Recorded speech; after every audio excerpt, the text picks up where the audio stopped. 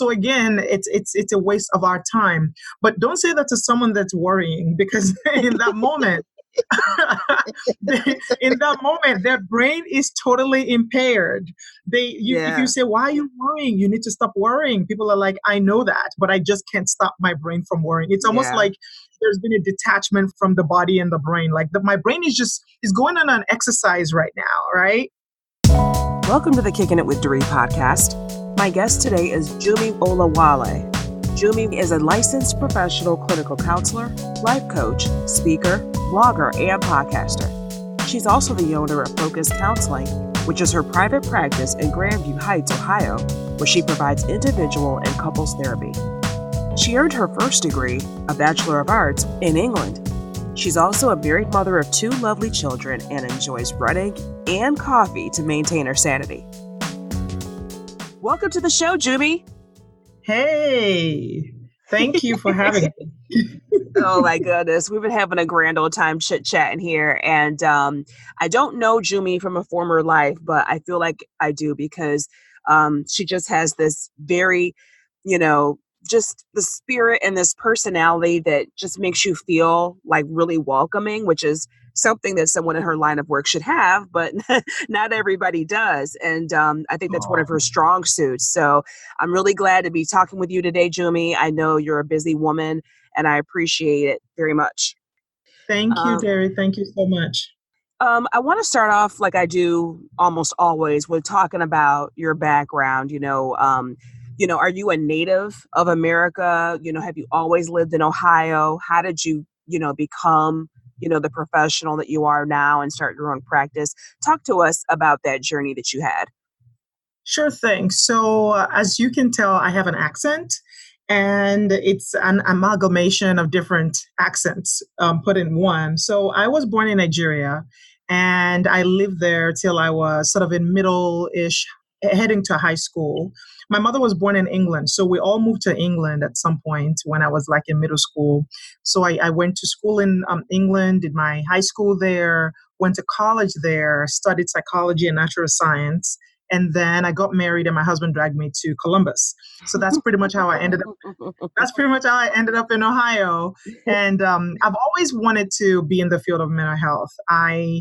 The type of person that I find myself at bus stations, train stations, on the elevator, people just wanting to tell me the story about their lives. I mean, this is like literally has been my life, my entire life.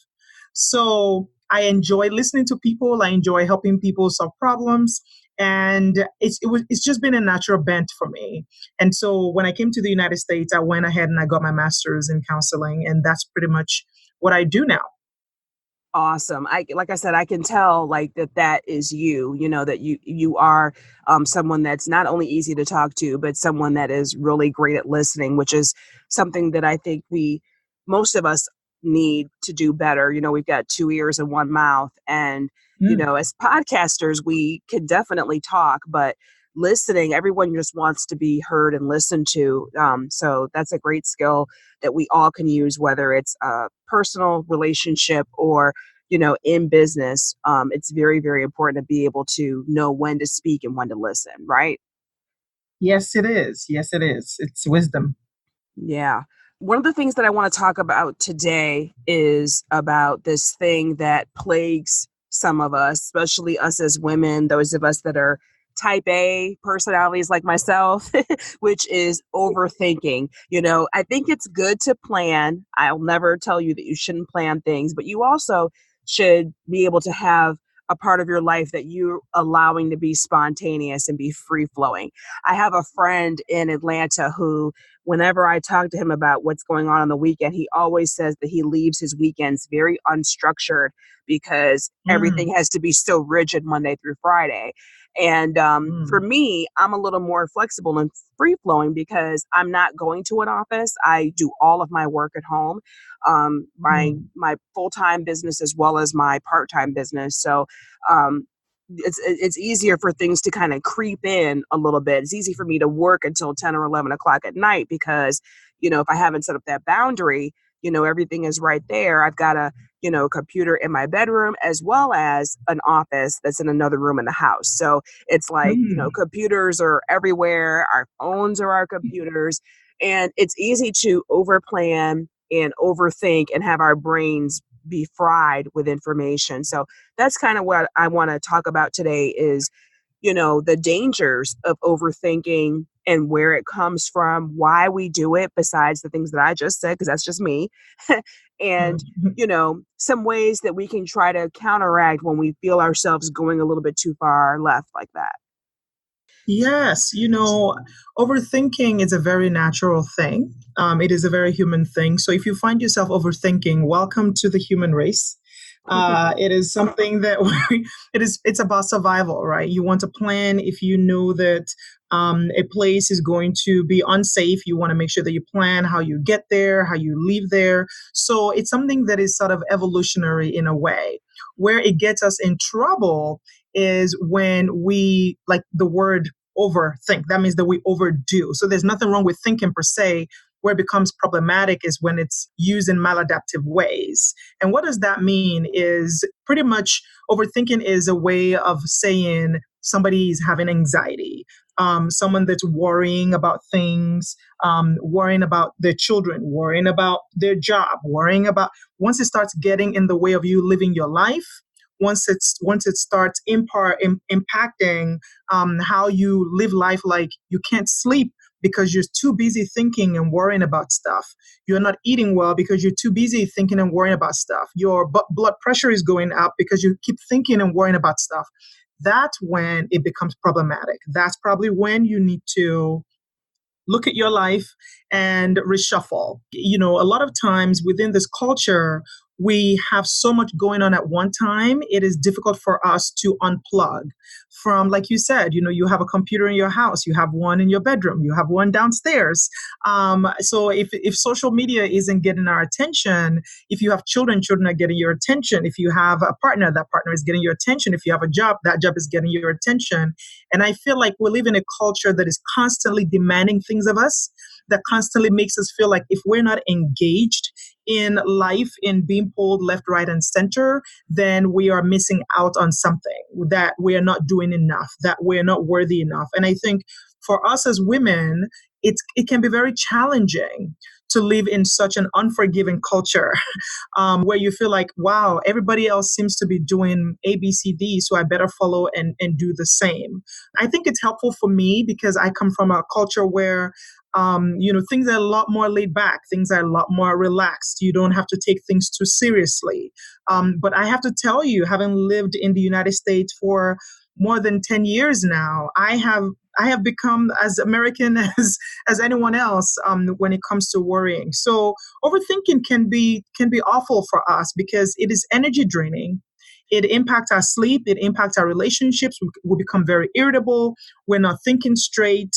And it is, I believe, it is an epidemic problem in this country at this time. Yeah. Being in a constant state of worry can cause you to overanalyze every decision that you make. And, I think some of it comes from insecurity, it comes from self doubt. Yeah. And it's nothing wrong with having goals and seeing what other people are doing and being inspired by it. But when it gets to be Mhm. too much and it starts dragging you down and having that negative effect, like you said, you're not getting as much sleep or making you feel like you're doubting yourself. And that is demotivating. And we don't want to do that. We don't want to have that anxiety, that causes a host of other issues, having anxiety. And I even have to watch my daughter. She is 15, and sometimes she'll say, "Oh, I have anxiety about this or whatever." And I'll have her talk it out with me because I think that sometimes we make things bigger in our own minds. But if we Mm. talk it out or if we write it out, I'm a big proponent of journaling. I think that that really helps diffuse a lot of those anxieties that, because it started like a pea, size thing. And then it mushrooms because it's in our head and we're going over it and going over it and going over it. Absolutely. And then we become our own echo chambers, right? So whatever it is that we say to ourselves, it just echoes it right back at us.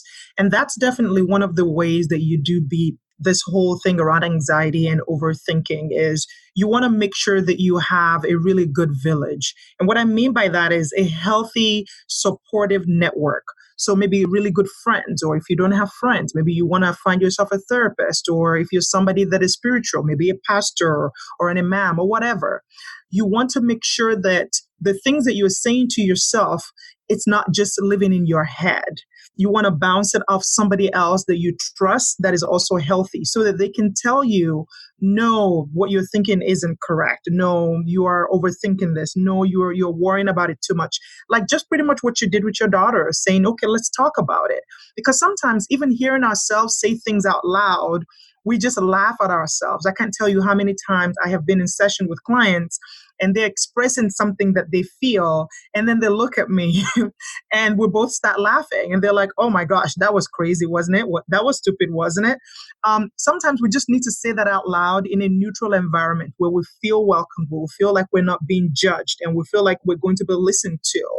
And then once that thing comes out, it's either we autocorrect, we self-correct, or if we have a really good solid village, they can help us. They can give us a different point of view. Because again, if you're in that dark place and you're anxious and you're not sleeping well and you're not thinking well, all the things you're going to be saying to yourself are not going to be helpful. And like I said, it becomes an echo chamber. And the truth is, when it comes to physiology, the part of your brain that actually allows you to think rationally, the part of your brain that actually allows you to problem solve, starts to shut down when you're super anxious. You send signals to your body that there's danger around. So there's not a lot of time to be thinking about stuff. You want to either fight or you want to flight. So the ability to think rationally through things, the ability to problem solve when you're overthinking is diminished. And that's the reason why it's important that you find other more adaptive coping skills, like going to a therapist, talking to a friend, going for a walk, finding other distractions so that you can get yourself out of that intrusive rumination that, we all deal with when we're not taking care of ourselves. I find that moving your body is one of the other best ways for me. I love writing in a journal. Like that's my number one because that's what I've been doing all my life. But my second is moving. And so for some people that are more physically inclined or not, think about that too. Like you just said, walking. You don't have to run. You don't have to do anything super strenuous. You could just take a Right. walk. It could be indoors or outdoors. But I think it helps. There's something about that physiology that, helps clear your mind, whether you've got a really super negative feeling, you're angry or you're anxious, or if you just, you just need to move, you just need a change of pace, you just, need to switch gears. And I think that it's great for creativity as well, being a creative person. I'm a writer, I do voiceovers, I do a lot of creative things. I think that sometimes we want that creativity to flow. And if we get that block going, we're like, oh my gosh, why am I not performing? Why aren't these ideas coming to me? What's going on? Just stepping aside and moving our body and changing our scenery does wonders. I think it's amazing. Absolutely. You're very right because moving allows our brain to heal itself by releasing endorphins. And endorphins are natural stress busters. So that's the reason why it's very calming to us. That's the reason why it helps us because our bodies are releasing things that is helping us to not feel as stressed. And beyond that, I feel like anxiety in general, overthinking in general, is its own potent energy. And when you go for a walk, or when you go for a run, or when you're writing, which is another form of release, you are actually releasing that energy and just having an outlet for it so that you can be able to clear your mind, so that you can be able to think clearly, so that you can be able to be creative or whatever it is that you want to pursue, whatever it is that you want to do. Having that outlet is very, very helpful, whether it's in walking, whether it's in writing, whether it's in running or bike riding or talking to someone. Those things are ways to definitely manage overthinking and general stress. Yeah. And I think also sometimes we need to just give ourselves a reality check. There's a lot of things we think about and we turn it over and over in our head, which, worry is meditating, in a negative way. We're thinking about this and we're turning it over and over in our minds. And a lot of these things that we worry about and overthink about never actually happen, not even close. And I think sometimes we just have to, not only do we need to get it out and talk to someone or write about it or move, but we have to be real with ourselves. What were we worried about, this time last year or a couple months ago? What was our biggest worry and what actually happened? Like if you look at your own life, you can see lots of examples of things that you were worrying about or overthinking, and it didn't turn out anywhere near as bad as you might have thought that it would. Yes, because, worrying or anxiety in general is a way to control whatever it is that we're fearing in the future. Right. So, which we're thinking about, oh, if I don't do this, that will happen. So, for that not to happen in the future, I need to do something right now. And worrying it in itself is a form of trying to control what we can't control. But, like you said, a lot of times these fears, these concerns that we have don't ever come to pass. So again, it's a waste of our time. But don't say that to someone that's worrying, because in that moment, in that moment, their brain is totally impaired. If you Yeah. say, "Why are you worrying? You need to stop worrying." People are like, "I know that, but I just can't stop my brain from worrying." It's almost Yeah. like there's been a detachment from the body and the brain. Like my brain is going on an exercise right now, right? And so, what we need to think about, one of the things that I share with my clients and friends is this: when you start having these thoughts and these worries in your mind and these fears, you need to be a really good scientist. What do scientists do? They start with an hypothesis, and your hypothesis is usually your fear. Like, if I don't do all of these things, I fear that I'm not going to be a good mom, or I'm not going to raise good kids, or I'm not going to be a good wife, or my partner is going to leave me, I'm going to lose my job. That's your hypothesis, which means I'm just not good enough, really. That's really what it boils down to. Then you need to go and look for data, collect data. What, in your life experiences, what does the data suggest? Most of the data that we have out there suggests the quite opposite. The people experience us as good people, that we are good at our jobs, that we do give our children the best, that we do try our best in our relationships, that, every day we wake up, we're not having a plan to destroy our lives, and that life happens, that most of our experiences are rooted in the general human experience. So I tell people, go and collect data. And when you collect that data, you will actually see that a lot of times those fears and concerns that you have, that you've turned to hypotheses, are completely untrue. And now you have to uproot them. You just have to uproot them because it's not standing to reason. So some of my clients will say things like, well, my bad experiences, those were real. I'm not saying they're not real. I'm saying I want you to go collect as many evidence as possible. We just tend to get stuck in one way of thinking that we don't allow ourselves. Like someone that says, I feel lonely, I don't have friends. And I'm like, okay, let's talk about that. So what about when you go to work? Well, there's this person at work. That person is very good. They're very nice to me. They always ask me out for lunch. So what do you consider that person to be? A friend or a foe? Kind Mhm. of a friend. What about at church? What about, all these other places? So really helping them see that there's a part of their story that they themselves are not conscious about. And those part of that story that they're not conscious about needs to come into the space of consciousness, and they need to become data.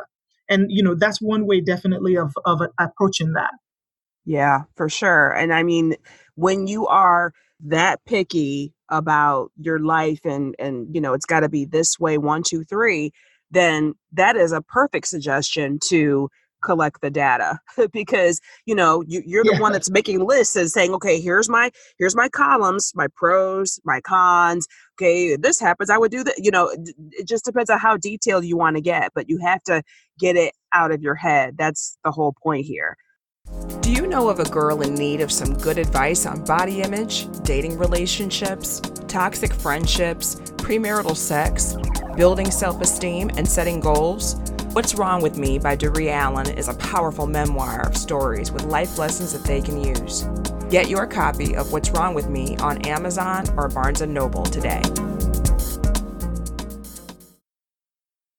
So that I'm not overthinking the overthinking, I'm going to move a little bit further back into your practice and what you do, Jummy. You are a podcaster as well. Your podcast is called Life, Love, and Therapy, which is so amazingly simple, but also so elegant, I feel. Like, I know sometimes people, when they're writing a book or they're creating a podcast or some other creative work, they like really, really struggle with what they're going to name it. And that is so Mm. simple, but so elegant. So tell us a little bit about the podcast, because I know this was just a sample of what you do on your show. Oh, thank you. So my podcast is exactly as it says. It really talks about the experiences that we all have as human beings in life and love, and really how to live and love well from a therapist's point of view. So my goal has been that I want my podcast to be a holding space for people's lives experiences, because a lot of times when we're dealing with things, we think that it is just us, or we think that we're the ones that only have bad luck, or we're the Yeah. ones that bad things happen to. And just knowing that there are other people out there having those experiences and sharing those experiences with people, it can be very healing. So that's really the purpose of that podcast. Yeah, that creates community. I mean, you talk about everything. You're talking about relationships and singleness, divorce, womanhood, motherhood, marriage, trauma, just everything. Life, love, and therapy. Everything. I mean, that's it right there. So we're going to give you all that information about how to connect with Jummy in a few minutes, but I want to close with a couple of questions that I like to ask all of my guests. The first one being, how do you define success? My matrix of success is peace. Anything that does not bring me peace in my life does not bring me success. So, peace in every area of my life, peace in my marriage, peace in myself as a mother and my relationship with my children, peace in my friendships, peace with my parents, peace in relationships that I love, peace in my practice. So, whether it's in counseling, when people call me and they say, Jimmy, I want to come to you for counseling, if I know and I have this feeling like it's not going to work, I'm able to sort that out. So instead of me to be driven by, oh, money, I need to fill my calendars up with clients, I go with my peace. So if I'm feeling weird in my stomach about something that is not right, I listen to myself. So my idea of success really is, do I have peace at home with my children, in my life? That is the most important thing to me. So that's really my major matrix for what success is. Yeah, I would agree. I mean, you can't beat peace, you can't buy it. It is priceless. It Priceless. really is. Priceless. Yeah, and I think the older you get, the more you realize that. I think there's some things that we will really, really put up with in our, 20s and younger, and maybe even our 30s, that, when you get past that, there's some point in life that where you're just like, you know what, it's not worth my peace. It's not worth my sanity. It's not worth me worrying about. I'm over it. Yes, I mean that's where healthy boundary setting is important. And you're right. Like when I hit 30, I was like, nope, no, I'm not Mhm. accepting this. No, it's not jiving with my peace. And every time I pick my peace by drawing healthy boundary lines, I am always happy for it. Anytime I go against that principle, I regret it. Yeah, there's times where we need to say no to people and to, certain potential obligations and things so that we can say yes to ourselves and to other things that will allow us to keep our peace. Yes, absolutely. Now, what would you tell your younger self? What I would tell my younger self is it's okay to say no. And I think this totally segues into the conversation we were just having a few seconds ago. It's okay to say no. People pleasing is not going to lead you anywhere. It's okay that there is a lot of mess around and that you get to embrace it. It's okay because you are having a human experience. I say this so much to people. You're having a hard time. Hey, don't worry, you're having a human experience. You're having a happy time. Hey, don't worry, you're having a human experience. So if I had known how much no I could say, I would have been saying no since like 4 years old. And my 6-year-old daughter is so much better at saying no to things than I have been for over 30 years. So my younger self, I would say it's okay to say no. It's okay to draw your boundary lines. It's okay for you to share that this does not work with me. It literally is vulnerability, right? It's me saying, you know what, this is hurtful to me. This isn't okay with me. And understand that there are consequences to that, but it has nothing to do with me. If I tell you no and you don't like it and you don't want to talk to me again or you think badly of me, I have no control over that. But the issue Mhm. when I was younger is I wanted to control not just how I felt, but also how other people feel, you know? And so I have learned that not only is it okay for me to say no, it is okay for other people to feel the way they feel. Mhm. Yeah, just because they don't agree with you or they don't like your answer doesn't mean that it diminishes your decision. You have to Absolutely. live and again, keep your peace. And, it doesn't mean that you don't care about what they're doing or that person. They ascribe their own meaning to it. And I think that's where we sometimes kind of lose ourselves is by saying, okay, well, if I do this, then they'll, and there we go again with the overthinking. Even if you really truly know how a person will react, you cannot let that rule your life. Absolutely. You can't let that rule your life. They're going to live their lives. You're going to live your life. It doesn't mean you shouldn't be kind. It doesn't mean that you have to be abrasive. It does not mean any of that. You can still be kind and still have boundaries. You can still be kind and still say no, but you can't own other people's stuff. They have their journey. And if they don't feel okay with your no, if they don't feel okay with you setting your boundaries, that's okay. That's where they are in their journey. That has nothing to do with you.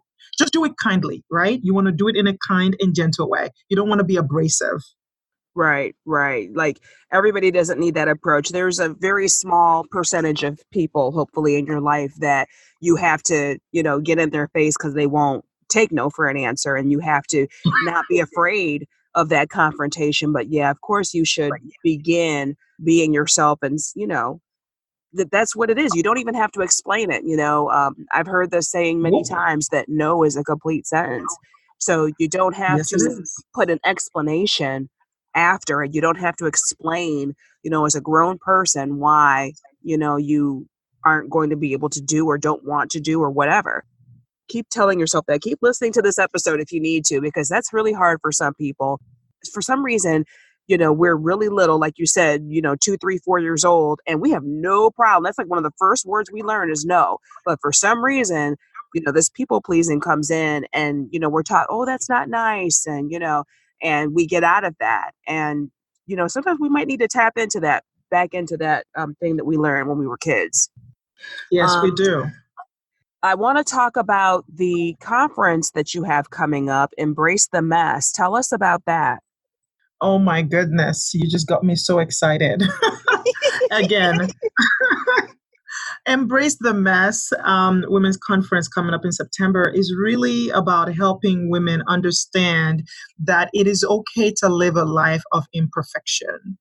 Again, back to this culture that is telling us that we're not good enough, that is telling us that, we have to have it all at one time, that is not giving us all spaces to create our own stories and narrate it the way that we want. That's what I really want to call attention to. So I'm going to be having amazing women speakers coming to speak about boundary setting, balancing, marriage and children with, career. And I'm going to have a sex therapist come on to talk about women and our sex lives and our libido and desire. I'm going to have someone coming to talk about, when you're in that transition period and you feel like you're supposed to be moving forward and you're not, what do you do? So it's going to be awesome. It's going to be, people are going to walk out of there understanding that it's okay to have mess, embrace it, toss out what doesn't work for you, and manage the rest that you have. Yeah, absolutely. We don't have to be afraid. You said a few minutes ago that a lot of people feel like they are going through things and they're the only one, or they're ashamed or embarrassed about their problems. But, none of us are without problems in this life. If everything is going smoothly right now, I hate to say it, but life is going to throw something your way at some point, not because I want it to, but just because that's life. And you're right. We do have to embrace the mess, but we also need to come together as women and, understand that we can support each other. And, I want people to be able to support you that are going to be in the area that want to attend the conference. So we're definitely going to have a link to that in the show notes. It's also on the Eventbrite website. And Jumi, would you please let everyone know your other links where they can find you on the web? Yes. So you can find me at jumiolawale.com. You can also find me on focuscounselingclinic.com. That's for my private practice. And I'm on Facebook, Jumi Olawale Therapy and Counseling. I'm also on Instagram, Jumi Olawale, the therapist. Yep. I'm going to link to all those things in the show notes. And I, again, so appreciate talking with you today. It has been a blast. I'm sure we could have went on for another 30 minutes, but we both got things to do and people to see. Places to go, la, la, la, la, la, blah, blah, blah, blah, blah. So is there anything that you would like to leave our guests with today? You're okay. You're enough. You're having a human experience, and you just need to learn coping skills to help manage all the mess. But you're just having a human experience, and you're enough. Thank you for kicking it with me today on the Kicking It with Doree podcast.